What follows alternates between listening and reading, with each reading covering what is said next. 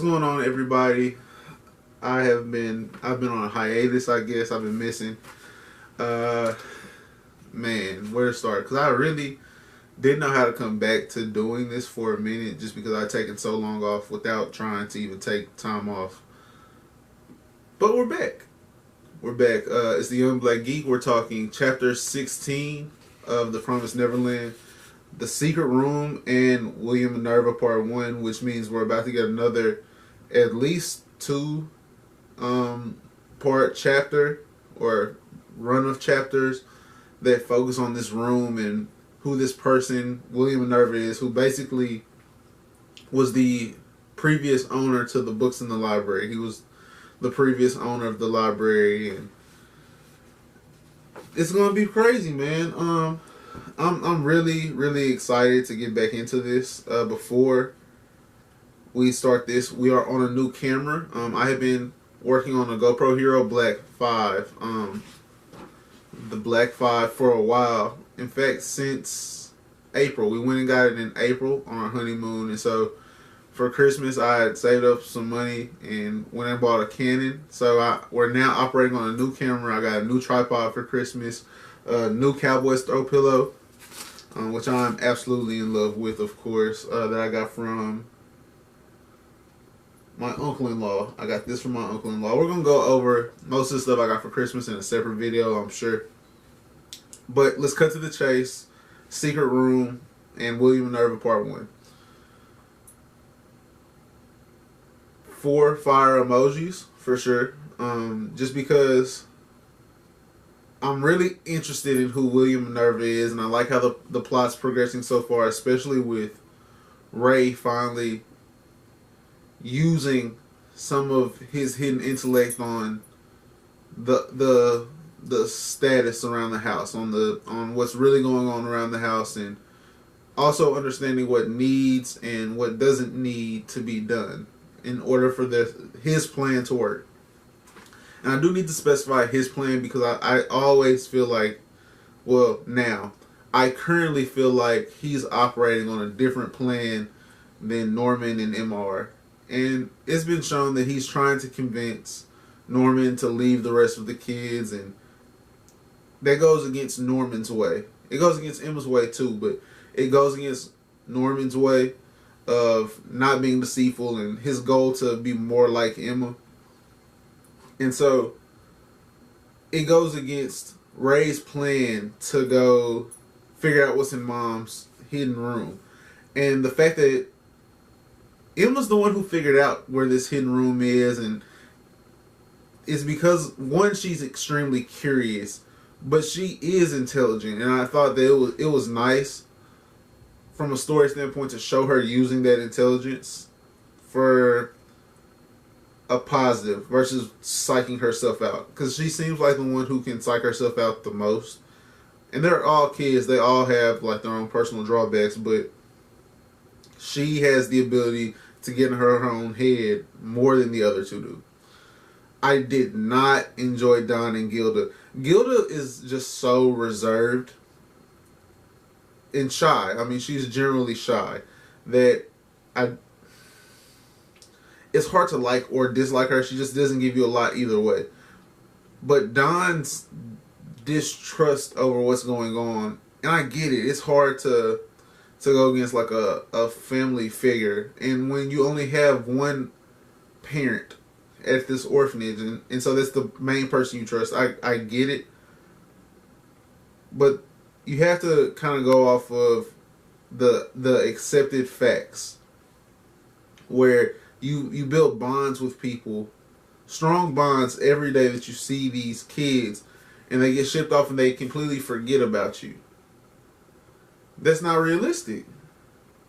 Because he has to think like, if I left, would I never reach out to Gilda again? Like, no, I would always try to stay in touch with someone I've been so close with. But that's never happened. And every other thing that they're pointing out, where Mom leaves, and if you look at the babies, like there's this bump in there here, and she can go find us anytime she wants to, and what are we taking these tests for? Like, all of that is extremely interesting, because it's too obvious for you to not just accept that that's what's going on. Yet he can't. And for him to be like, no, I can go find validation myself, and the fact that his strength, I wouldn't really call it an ability or a talent, but he's adept at stealing. I think that's going to come in extremely useful later on down the story when they've made their escape, because they keep preaching we have to find a sustainable means to life outside of this place where, yes, some of us are proficient at cooking, but you have to go find ingredients to cook. And he's proficient at stealing, and we have people who are physically gifted like Emma, and we have game planners or what's the proper word for a game planner? Strategist. We have strategists, and it's just, I like that he's about to go get his own validation, but Ray was correct in saying it's unnecessary. So now, if he doesn't get out unscathed, which probably won't happen, then he's just risked way more than was necessary for everyone. And I feel like he gonna snitch too. I mean, just looking at him, because he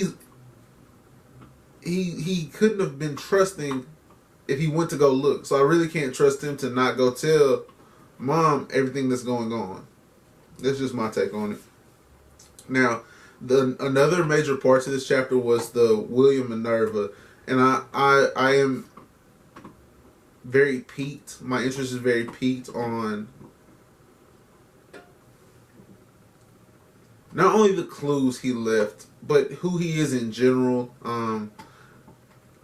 And a lot of these books are older books, but there are some newer books in there. And relatively newer. I mean, compared to, say, having... I'm pretty sure there are no religious texts in there, but say there's the Odyssey. The Odyssey is an older book. Compared to, say, having... what's a fictional book? Let's just say Crossfire. One of my favorite James Patterson books, by the way. Crossfire could also be in this library, relatively new compared to the Odyssey. So we know William Minerva is at least recently alive, if he owned both of those. I'm just ready to get more into this, really to get back into the swing of reviews in general and making content in general, but very excited about William Minerva. I like that Emma's the one who discovered that as well. This was a huge chapter for Emma, in my opinion, where she found the William Minerva note in, I don't really remember what book it was. I'll make sure to have it in the next chapter review for tomorrow. But not only did she find the fact that he's the person who owned the majority of these books, but she also found out like that the dimensions were wrong for how they had perceived the house to be, where there's, she says 10 steps because that's her measuring, like that's what she's measuring with. But she also discovered that something's off there. And it's just enough space for there to be like a hidden room with 2 doors. Big chapter for her.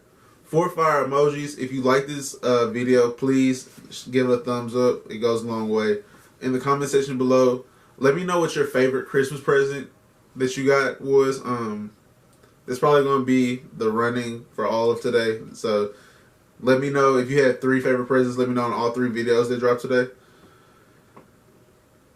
Subscribe to the channel if you're not subscribed. Because, I mean, I can't say that we do this every day. I've been one of the more... This has been one of the most inconsistent things that I've had going on. But subscribe to the channel because I'm working on it.